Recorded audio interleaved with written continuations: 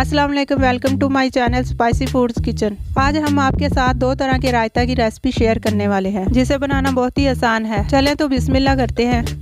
सबसे पहले हम कद्दू का रायता बनाएंगे। एक कद्दू दरमियाने साइज का लेकर उसे छील लेंगे और छोटे छोटे पीस में काट लेंगे।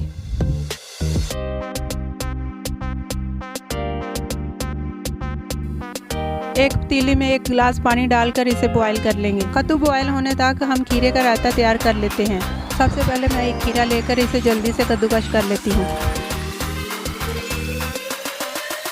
इसको अच्छी तरह निचोड़कर इसको एक बोल में डाल लेती हूँ।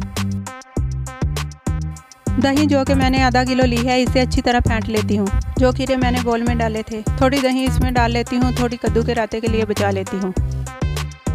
इसको मिक्स करके 2 चुटकी नमक, 2 चुटकी काली मिर्च डाल लेती हूँ।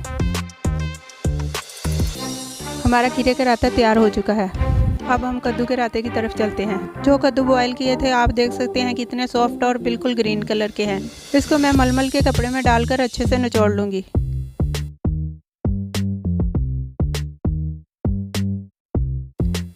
एक बोल में दही डालकर कद्दू को इसमें ऐड कर दूंगी। साथ ही 2 चुटकी काली मिर्च, 2 चुटकी नमक डालकर इसे मिक्स कर लूँगी। तो माशाल्लाह से हमारे दोनों रायते तैयार हो चुके हैं।